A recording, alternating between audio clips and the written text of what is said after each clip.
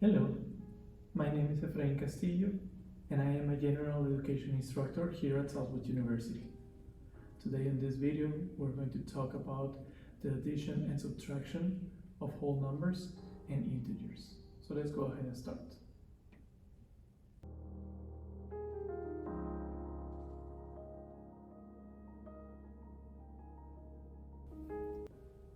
We can have different situations regarding addition and subtractions of numbers. For example, we can have the addition of two positive numbers, for example, positive 3 plus 2. And the way that we're going to do this is by using this number line, where the center is 0, and I'm just going to have some tick marks. Okay, so addition means you're going to move towards the right side. Okay, so the first number is a positive number. That means I'm going to move 1, 2, 3 places towards the right. The second number is also positive, so that means that I'm going to keep moving 2 units to the right. So it looks like the result is going to be 5. This is adding two positive numbers. When we introduce a negative sign, for example, 3 minus 2, this is going to become a subtraction. And if we do the same process as we did before with the number line, putting my 0 in the middle, adding some tick marks on my line, I'm going to walk 3 units to the right, just like the previous problem, because I have a positive 3. It's 1, 2, 3. But in this case, since I have a negative 2, it means I'm going to walk back 2 units to the left. This is going to leave me with a positive 1. So this is how you're going to be doing a subtraction. There's going to be a situation when we're adding numbers with different signs. For example, negative 3 plus 2. So how am I going to perform this operation? I'm going to do my same number line, some tick marks. And the first number is negative 3, so that means that we're going to walk to the left 3 units. 3 places to the left. The next number is a positive 2, that means that we're going to walk 2 units to the right. And the final result, or the final place where I land, is going to be a negative 1. So if you take a look at this example, it seems that you just took the largest number, which is 3, and subtracted the smallest number, which is 2, to find the numerical value. That's a 1, and then you have to inspect which of these two numbers has a negative sign. Okay, and if it is the largest number that has a negative sign, then that's going to carry over to the result. We can also encounter a situation where we have two negative numbers right next to each other. So negative 3 minus 2. Let me draw my little number line. With some tick marks in there.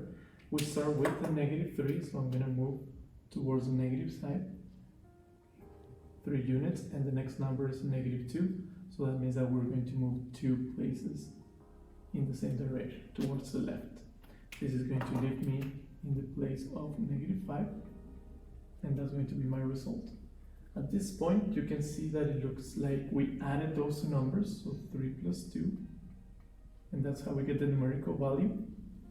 And then, since both of them are negative, those are two debts that we're having, then at the end we're going to have a larger debt, right? Negative 2, that's a debt of $2, and then negative 3, that's a debt of $3, for a resulting debt of $5. That's why the result is negative in this case.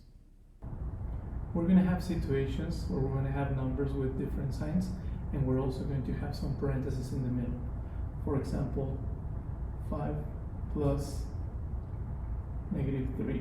How am I going to perform this operation? Now there's a rule of signs that we have to be familiar with, and this rules of signs says that if I have two positive signs that are right next to each other, or two negative signs that are right next to each other, these two signs are going to be combined into one only sign, and in this case It's going to be a positive sign. So I should be able to combine those two signs into something right now. Okay, the other situation will be if I have a positive sign and a negative sign, either or both situations, those are going to become a negative sign. So if I combine those two symbols or signs that I have them together, then I should be able to simplify this expression. Just before we get it into the number line, we're going to go ahead and simplify. Since I have two signs that are different, I'm going to convert those into a negative sign. So this becomes a 5 minus 3. And we're going to carry over this operation the same way we did this one. And we walk 5 to the right, and then we walk 2 to the left. So 5 minus 3, that's going to be 2. Another different situation that we might encounter will be something like negative 5 minus negative 2. See how we're going to walk on the line on this scenario. So since we have two negative signs that are right next to each other, the rule says that if I have them that way, they're going to become a positive sign. So this becomes negative 5 plus 2, and then we're going to go ahead and add these two numbers. Okay, so since those numbers are different, I'm going to take this symbol that I have over here, negative 3 plus 2. Just subtract those two numbers, 5 minus 2. And once I subtract those two numbers, I'm going to get the result, 3. And I have to give them the sign of whichever number is larger. And in this case, it's going to be a negative sign. A different situation that we might encounter could be something that looks like 3 minus positive 4. See what the result is going to be. I have to get rid of those two signs first. So I have a negative and a positive, that's going to become a negative. So 3 minus 4. And then I have to perform that mathematical operation. I take the largest number, right, that's 4, I'm going to subtract 3. The result is 1, and since the negative 4 is the largest number, or 4 is the largest number, it has a negative sign, the result is going to have a negative sign. This concludes the video about adding and subtracting integers, both positive and negative numbers. And we have different situations. When we have two positive numbers, you just add them up, the same as if we have two negative numbers and they carry over the common sign.